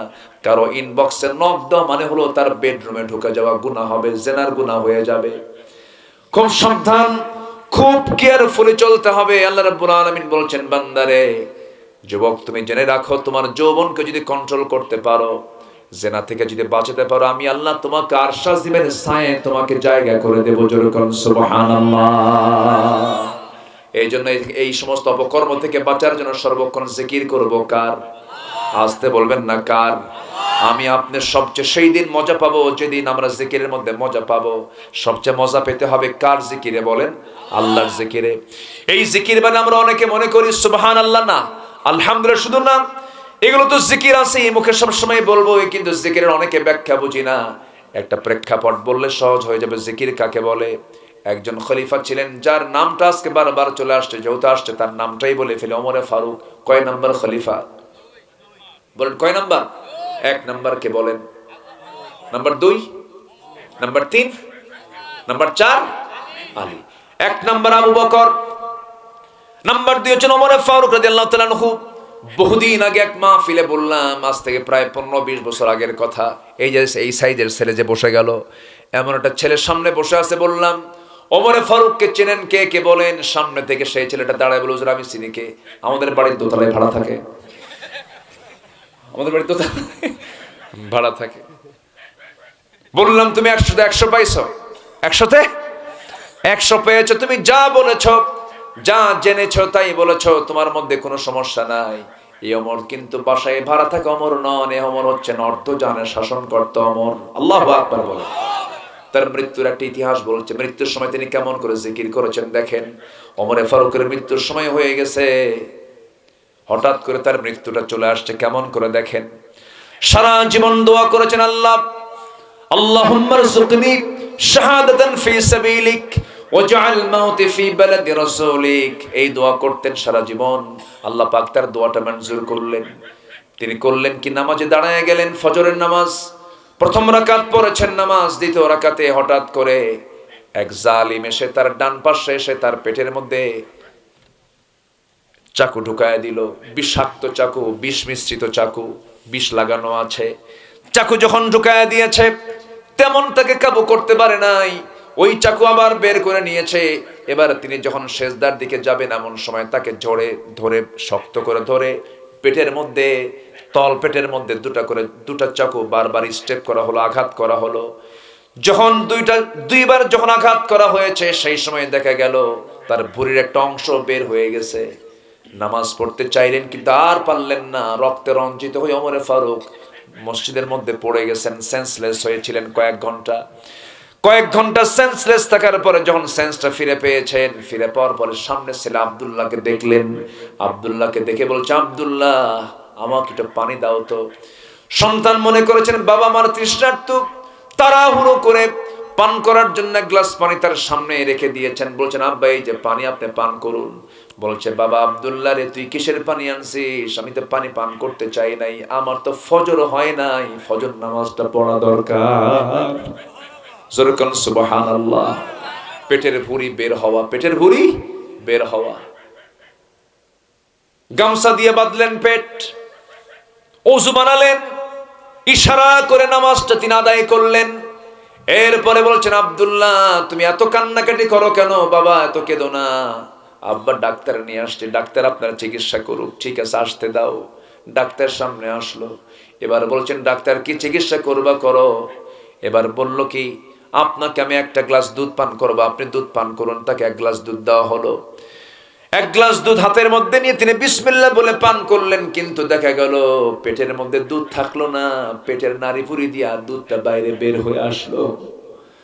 ডাক্তার বলে ফেললো, আমি আর চিকিৎসায় পারলাম না, চিকিৎসা দিয়া এই রোগী ভালো হবে না। ওমরে ফারুক বলছেন, ডাক্তার রে তুই ভালো করবি কেমনে? কারণ আল্লাহ পাক আমার নাকের মধ্যে জান্নাতের ঘ্রাণ ঢুকায় দিয়েছে। আমি শহীদ হওয়ার মর্যাদা পেয়েছি, কারণ আমাকে যে আঘাত করেছে সে হচ্ছে আবু লুলু মাজুসি, অগ্নি পূজক একজন। সে একজন অগ্নি পূজক, সে আমাকে আঘাত করেছে। সে তো মুসলমান না, আমি শহীদের মর্যাদা পেয়ে যাব, আমি শহীদ হয়ে যাচ্ছি, আমি বড় ভাগ্যবান। খুব হাসি খুশি তার চেহারা।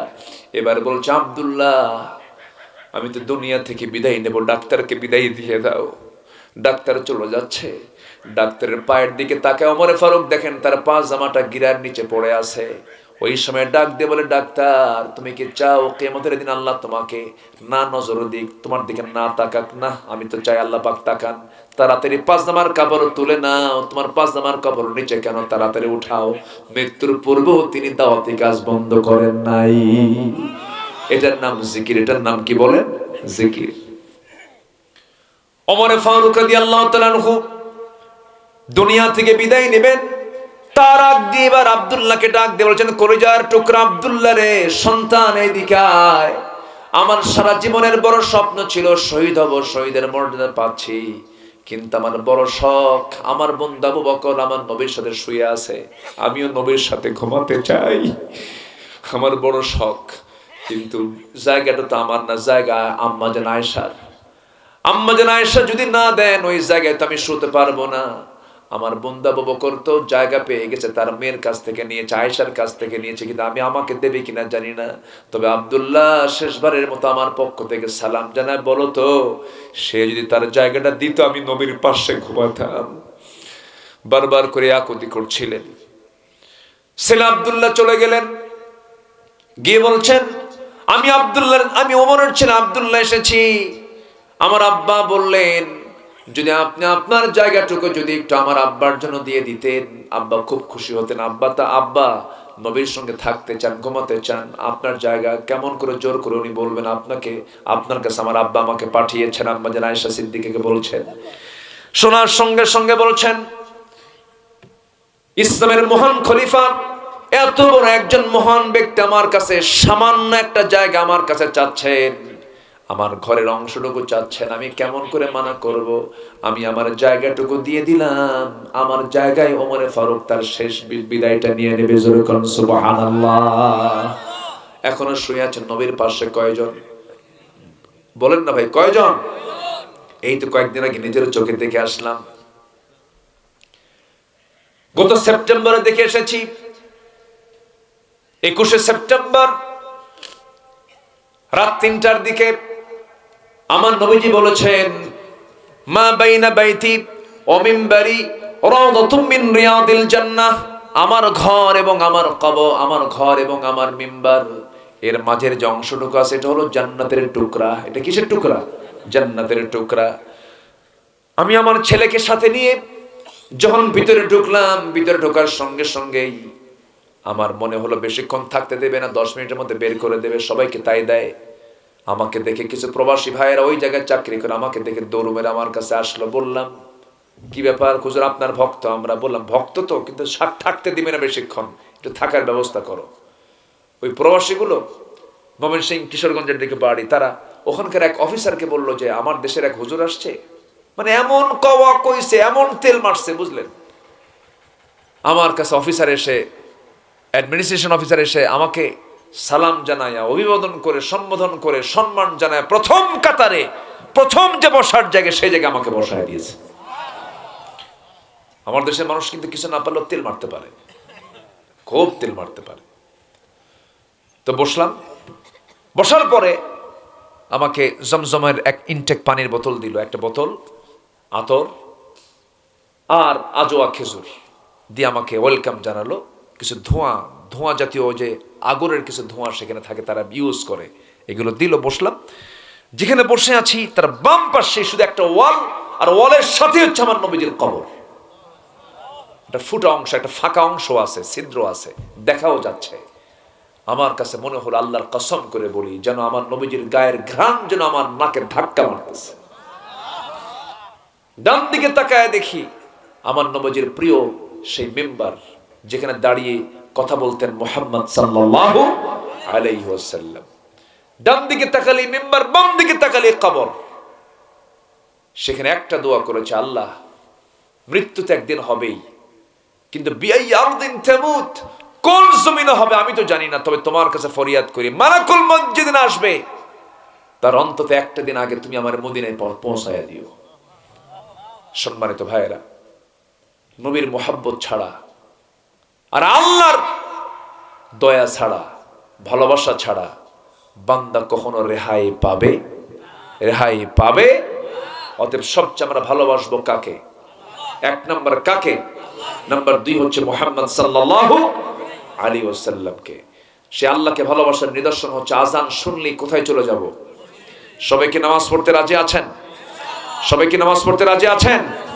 হাত তুলে দেখান তো দেখি, 5 ওয়াক্ত নামাজ কারা কারা পড়তে চান? জোরে বলি, ইয়া আল্লাহ, আমাদেরকে 5 ওয়াক্ত সালাত আদায় করার তৌফিক তুমি আল্লাহ দিয়ে দাও। জোরে বলি আমিন, আরো জোরে আমিন, আরো জোরে আমিন। হাত নামান। কষ্ট পেলেন মনে হয়। নামাজ তো ব্যক্তিগত জীবনে পড়বই, নামাজ রাষ্ট্রীয় জীবনে আসুক, সবাইকে চান রাষ্ট্রীয় জীবনে আসুক। এই 54 বছর যারা ক্ষমতায় ছিল তারা কি চেয়েছে?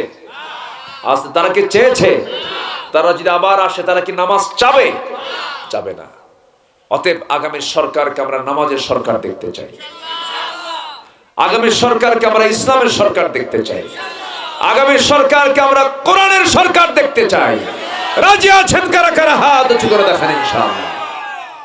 কেউ তো স্লোগান দেন না।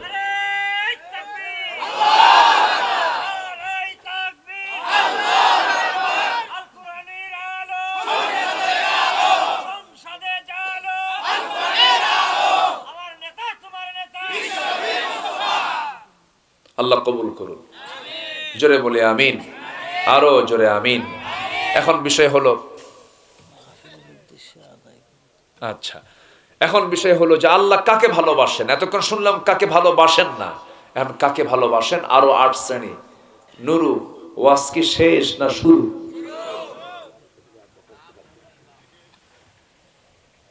শেষ করে দিই, আলোচনা চলো, হুজুর মরুক, আল্লাহ হায়াত দারাজ করুক। দেখেন কি সুন্দর মিলাই দিল, দেখেন কি সুন্দর মানুষ। কিছুক্ষণ আগে আরো কি জানে কইছিল, কি জানে বললো একটা কথা ভুলে গেলাম। অনেক সুন্দর মানুষ আপনারা, আল্লাহ তুমি কবুল করো। জোরে বলি আমিন। ফজর হবে তো, জোহর হবে, আসর হবে, মাগরিব হবে, এশা হবে। সামনে কিন্তু কিছু সিজনাল নামাজি আসবে নির্বাচন উপলক্ষে, ঠিক কিনা? মাথায় টুপি উঠবে, ঘাড়ে হাজি রুমাল থাকবে, ডান ঘাড়ে জায়নামাজ থাকবে। আসরের নামাজ একদিনে 5 বার হবে, ঠিক কিনা? এগুলো করা যাবে না। সব হবে কার খুশির জন্য? আল্লাহর খুশির জন্য। আল্লাহ ভালোবাসেন 8 শ্রেণীর মধ্যে 1 নম্বর হলো যারা তওবা করে। কি করে? সবাই তওবা করতে রাজি আছেন? গুনাহ নায়িকার হাত তোলেন। গুনাহ নায়িকার এরকম কেউ আছেন? আমার দেশে একটা লোকের কোনো গুনাহ নাই, একটা লোকের কোনো গুনাহ নাই। সে নিজেই বলছে আমার কোনো গুনাহ নাই। টাঙ্গাইলের এক ভাগ্যবান মানুষ, তার নাম হচ্ছে লতিফ সিদ্দিকী। এত বড় ভাগ্যবান, সে একদিন বলতেছে আমি কেন আমিন কব, আমি কেন আমিন বলবো, আমার তো কোনো গুনাই নাই। কত বড় বদমাইশ! আল্লাহ তাআলা নিজে বলছেন ওয়াস্তাগফিরহু ইন্নাহু কানা তাওয়াবা। হে রাসূল আপনি ইস্তেগফার করেন। আমার নবীর কোনো গুনাহ ছিল? তারপরও তাকেও ক্ষমা চাইতে বলা হয়েছে। বান্দার দায়িত্বই হলো আস্তাগফিরুল্লাহ। বান্দার দায়িত্ব কি? আস্তাগফিরুল্লাহ, আল্লাহর কাছে ক্ষমা চাওয়া। আতুবু ইলাইহি, আল্লাহর কাছে তওবা করছে। এটা বান্দার দায়িত্ব, এটা বান্দা করবে। এটা বান্দার গুনাহ থাক আর কি না থাক, বান্দার গুনাহ তো থাকবেই। আর ও বলে আমার কোনো গুনাহ নেই। সে বলেছিল হজ মুহাম্মাদের ব্যবসা, বলছিল না? এই কুলাঙ্গার বলেছিল, বদমাইশ এটা। এইরকম নাস্তিক মুরতাদ আমার দেশে আছে না নাই? আমরা আগামীর পার্লামেন্টে এমন একটা আইন দেখতে চাই, আল্লাহ রাসূল কোরআন কিতাব ইসলাম নিয়ে বাজে কথা বললে জিহ্বা টেনে ছেড়ে ফেলা হবে ইনশাআল্লাহ। রাজি আছেন কারা কারা? হাত উঁচু করে দেখা।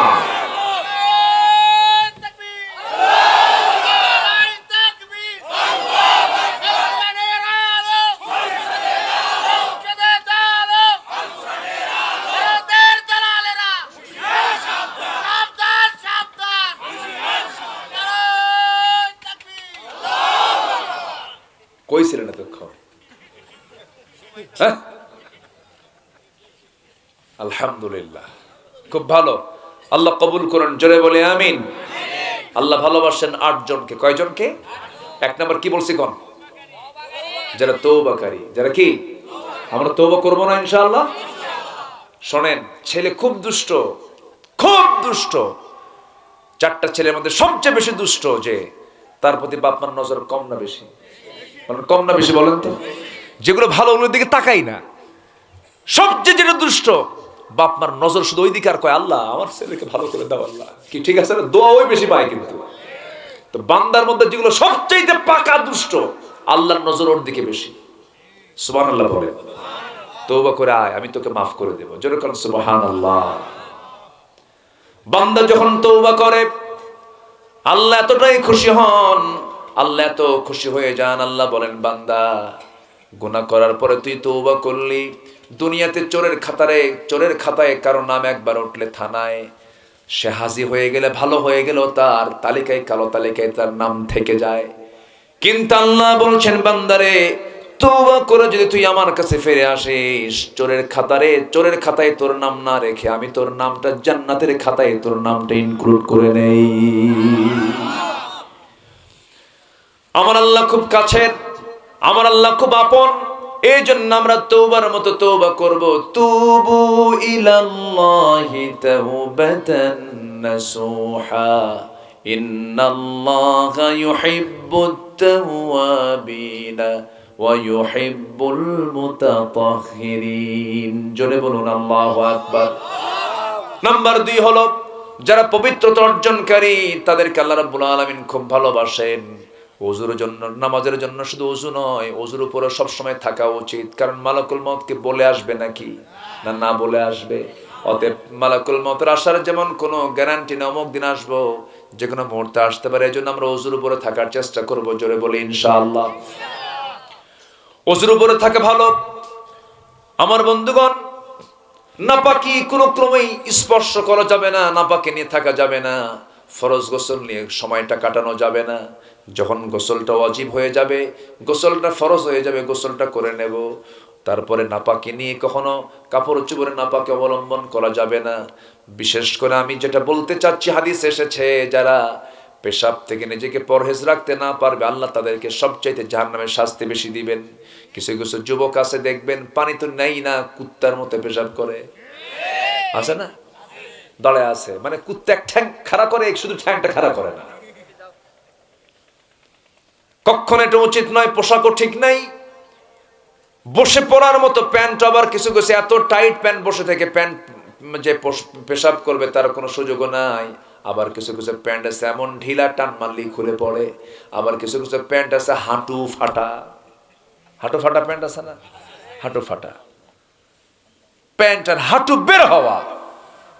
যেটা প্যান্ট ফাটা নয়, হাঁটু ফাটা যেটা প্যান্ট নয়, যেটা ভালো ওটার দাম কম, আর যেটা ফাটা প্যান্ট তার দাম বেশি। কি যুগ আসলো, যেটা ফাটা ওটার দাম কি বেশি, আর যেটা ফাটা না তার দাম কি কম। কোথায় যাবেন? মানে রুচির পছন্দ ধরেছে। রুচির কি ধরেছে? পছন্দ ধরছে। মেয়েদেরও পছন্দের কোনো সাইজ বাইজ নেই। কোন ধরনের ছেলে পছন্দ? কাব্য বুঝবা না, দেখবা এইদিকে মাথার চুল নাই, এইদিকে চুল নাই, মাথার উপরে কি সুন্দর করে সেন্ট মার্টিন দ্বীপ আছে না, এরকম আছে না? পছন্দ। রুচি নাই, রুচি নাই। হাতে বালা পরে, হাতে বালা, গলায় মালা, কোমরে বেল্টের তালা, আছে না নাই? প্যান্ট এমন পরে টানবালি খুলে পড়ে, বোতল খায়, বোতল খায়া হুঁশ নাই। এরপরে বলে আব্বা ওই ছেলেটা খুব ভালো, ওর যাই হোক না কেন মনটা খুব ভালো আব্বা, এরকম আছে না নাই বলেন তো? আছে। এগুলো করা যাবে না। রুচিকে সমৃদ্ধ করব আমার ঈমান দিয়ে। জোরে বলি ইনশাআল্লাহ। রুচিকে সমৃদ্ধ করব কি দিয়া? ঈমান দিয়া। নাম্বার 3 হলো আল্লাহ রাব্বুল আলামিন ওই সমস্ত বান্দাদেরকে ভালোবাসেন যারা জিহাদ করে আল্লাহর পথে। নাম্বার 3 চলে গেল, ইন্নাল্লাহা ইউহিব্বুল্লাযীনা ইউকাতিলুনা ফী সাবিলিহি সাফফান কান্নাহুম বুনিয়ানুম মারসুস। নাম্বার 4 যারা তাওয়াক্কুল করবে আল্লাহর উপরে। বান্দার তাওয়াক্কুল যদি 16 আনা হতো, আল্লাহ পাক প্রত্যেক বান্দাকে পাখির মতো রিজিক দিতেন। পাখির কি কোনো খাদ্য গোদাম আছে নাকি? আবার খাদ্যের কি অভাব আছে নাকি? শূন্য পেটে বের হয়, সন্ধ্যায় ভরা পেটে বাড়িতে আসে। কে খাওয়ান? আল্লাহ খাওয়ান। ইন্নাল্লাহা ইউহিব্বুল মুতাওয়াক্কিলিন। আল্লাহ পাক মুতাওয়াক্কিলদেরকে খুব ভালোবাসেন। নাম্বার 5 হলো যারা ইহসানকারী, আল্লাহ পাক তাদেরকে ভালোবাসেন। ওয়া আহসিনু ইন্নাল্লাহা ইউহিব্বুল মুহসিনিন। নাম্বার 6 হলো যারা ন্যায়পরায়ণ, আল্লাহ পাক তাদেরকে ভালোবাসেন। আইন সবার জন্য কি? আজ থেকে মানে আইন সবার জন্য কি? চুরি করে ধরা পড়েছে এক মহিলা, ধনী মানুষ। ওমরে ফারুক, আমার নবীজির কাছে নিউজ চলে আসলো, রাসূল বলছেন তাড়াতাড়ি তার হাত কাটো। স্বজন এসে ওমরে ফারুক রাদিয়াল্লাহু আনহুর কাছে এসে বলছে, আপনার কথা আমাদের নবীজি শুনবেন, দেখুন তো সুপারিশ করা যায় নাকি। ধনী পরিবারের মহিলা, হাত কাটা গেলে পরে তার সম্মান চলে যাচ্ছে। দয়া করে তিনি চলে গেছেন নবীর কাছে, গিয়ে বলছে, হুজুর দেখুন তো মহিলাকে মাফ করা যায় নাকি।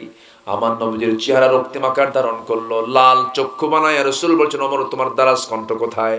আজকে যেই মহিলা চুরি করে ধরা পড়েছে তার নামও ফাতিমা, আমার মেয়ের নামও ফাতিমা। যদি আজকে সেই ফাতিমা চুরি না করে আমার মেয়ে ফাতিমা বিনতে মুহাম্মদ চুরি করে ধরা পড়তো, আমি রাসূল নিজে সবার সামনে তার হাত কেটে দিতাম। আল্লাহু আকবার বলেন। ইন্নাল্লাহা ইউহিব্বুল মুকসিতিন। নাম্বার 7 হলো যারা মুত্তাকি, আল্লাহ পাক তাদেরকে বড় ভালোবাসেন। ইন্নাল্লাহা ইউহিব্বুল মুত্তাকিন। সর্বশেষ নাম্বার 8 হলো আল্লাহ রাব্বুল আলামিন ওই বান্দাকে সবচেয়ে বেশি ভালোবাসেন।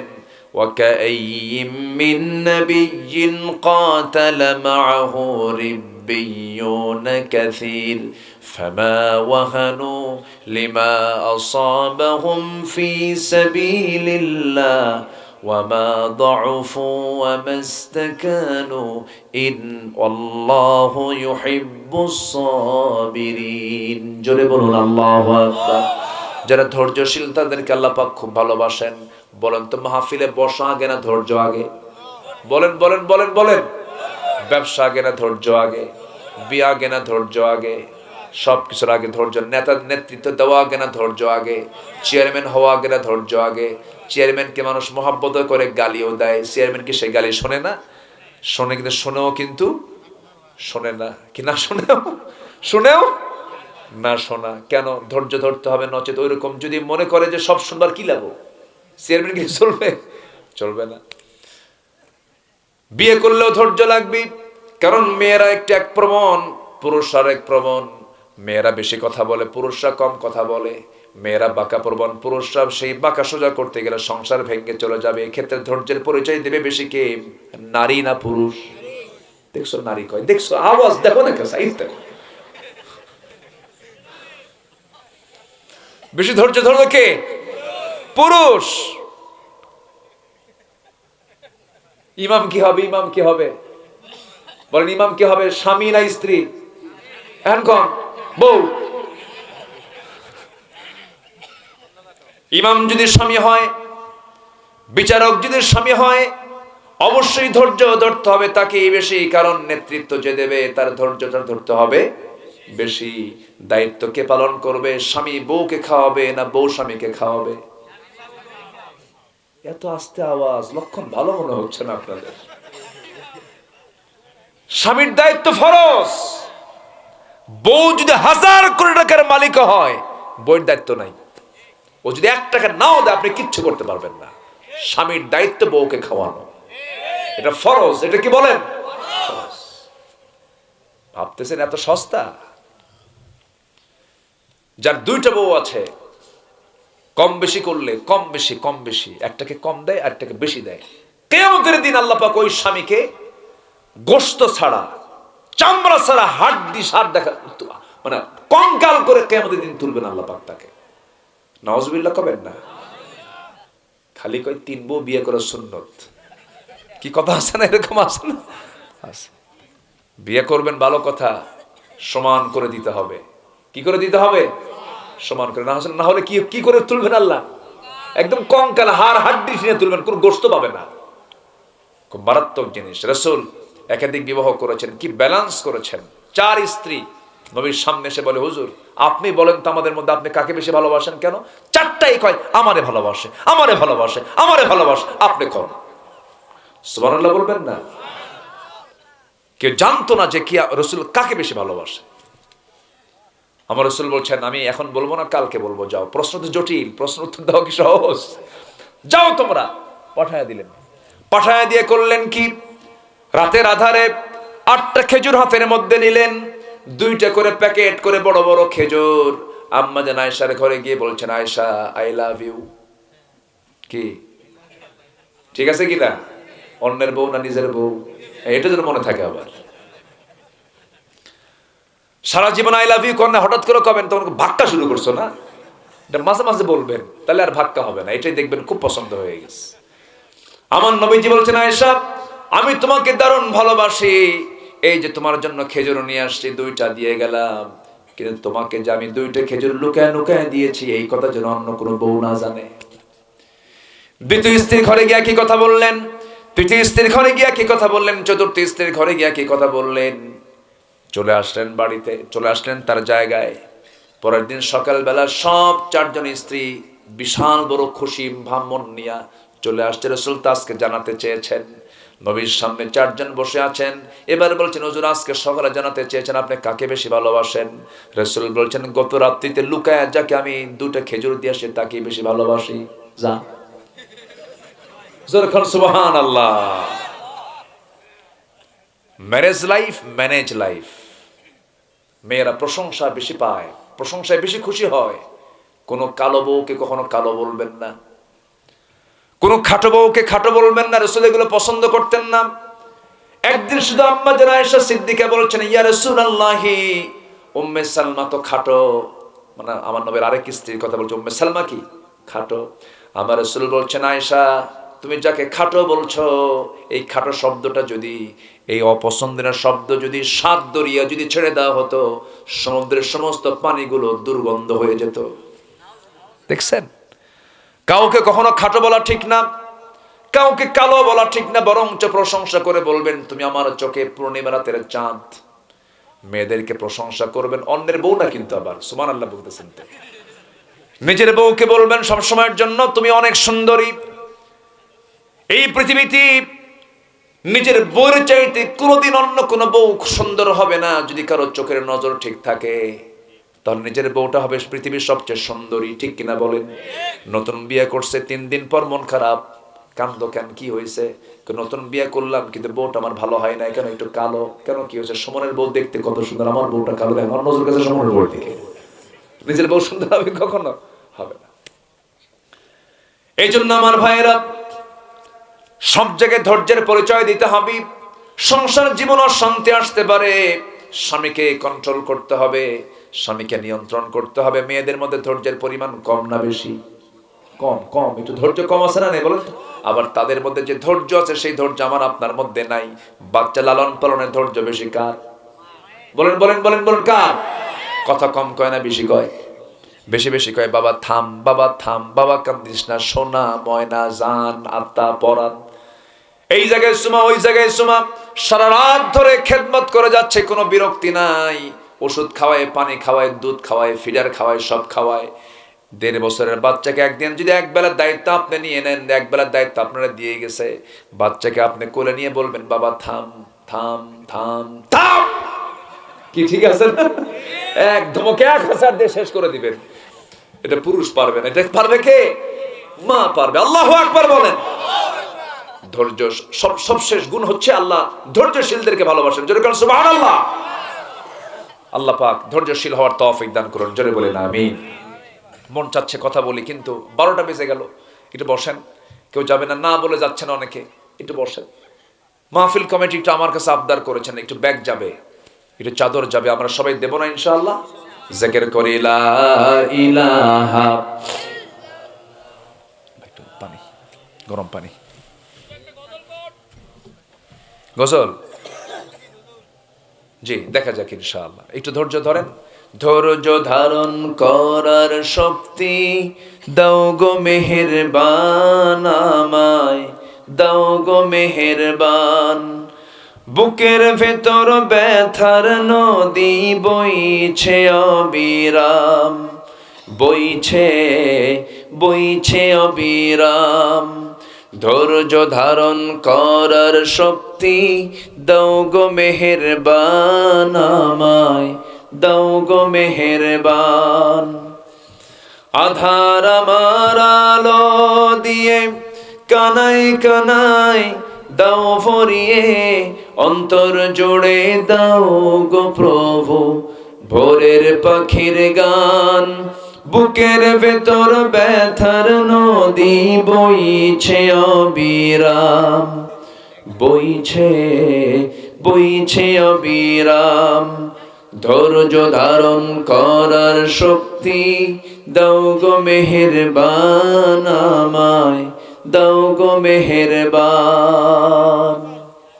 কেউ তোমার হাবা বললেন না, কিছুই বললেন না। চাদর যাবে কই, ব্যাগ কই?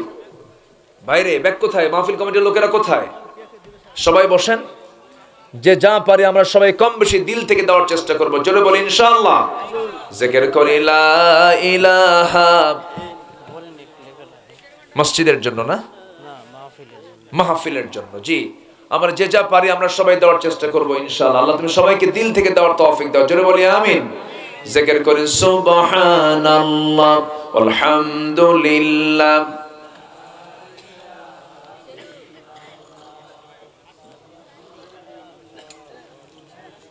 চাদর কি দেওয়া হয়েছিল ভিতরে? না, এটা চাদর দেন না। কোথায় লোকজন, কোথায়? একটু ব্যাগ ট্যাগ যান। আর যদি কেউ বিশেষ কিছু দিতে চান,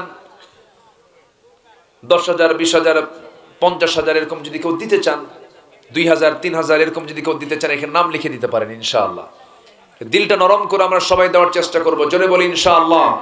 জিকির করি সুবহানাল্লাহ আলহামদুলিল্লাহ।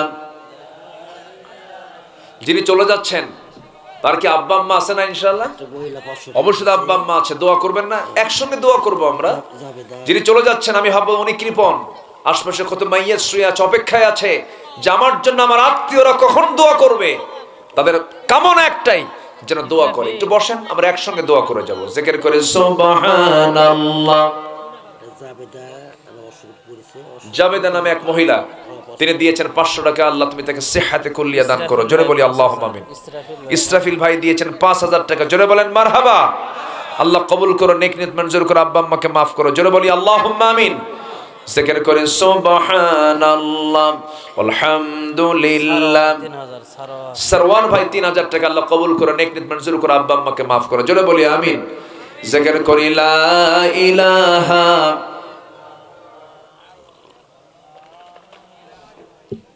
আর জোরে লা ইলাহা সুবহানাল্লাহ আলহামদুলিল্লাহ লা ইলাহা আর জোরে লা ইলাহা সুবহানাল্লাহ আলহামদুলিল্লাহ। আর কে আছেন দিল থেকে যে যা পারি, অনেক শীতের রাত, অনেক কষ্ট করে পিনপতন নীরব হয়ে যারা এসেছেন, একটা লোক নড়েন নাই, আলহামদুলিল্লাহ আলহামদুলিল্লাহ বলেন। অত্যন্ত ভদ্রতার পরিচয় দিয়েছেন, কোরআনকে মহব্বত করেন, এটার পরিচয় মিলেছে। আমি খুবই খুশি, আনন্দিত হয়েছে, আলহামদুলিল্লাহ। আসুন আমরা বেশি সময় নেব না, অনেক রাত হয়েছে, আমরা দোয়া করব, দোয়ার দিকে আস্তে আস্তে চলে যাব। তার আগে একটা ঘোষণা আছে আমার পক্ষ থেকে, সেটা হলো সন্তানকে শুধু শিক্ষিত বানালে ভুল হবে, তাকে নৈতিক শিক্ষিত করতে হবে। কি বলেন তো, কি আদর্শ শিক্ষিত করতে হবে। আপনার সন্তানটা ডাক্তার হবে, ইঞ্জিনিয়ার হবে, এমপি হবে, মন্ত্রী হবে, মেজর হবে, কর্নেল হবে, সমস্যা নাই, কিন্তু আদর্শ যেন হতে পারে। তো এই জন্য আমি আব্দুল্লাহ আল আমিন, বগুড়ার শেরপুর উপজেলা, নাম শুনেছেন তো, সেখানে একটা মাদ্রাসা আমি নিজে প্রতিষ্ঠা করেছি, দারুল আমিন আইডিয়াল মাদ্রাসা। তো উত্তরবঙ্গেই এটাই প্রথম। ক্লাস 5 শেষ হবে 11 বছরের মধ্যে, সর্বোচ্চ 11 বছরের মধ্যে ক্লাস 5ও শেষ হবে, তার 30 বার কোরআন তার মুখস্থ হয়ে যাবে, এবং সাথে বাংলা, ইংরেজি, অঙ্ক সহ তার ক্লাস 5 এটাও তার কভার হয়ে যাবে, দুটো ব্যালেন্স হবে। এরপর আপনার সন্তানকে আপনি যা বানান, যেদিকে নিয়ে যান, ডাক্তার হবে হাফেজ ডাক্তার, ইঞ্জিনিয়ার হবে হাফেজ ইঞ্জিনিয়ার, জজ হবে হাফেজ জজ হবে, তখন হবে কি একটা নৈতিক জাতি গঠন হবে, আলহামদুলিল্লাহ বলেন।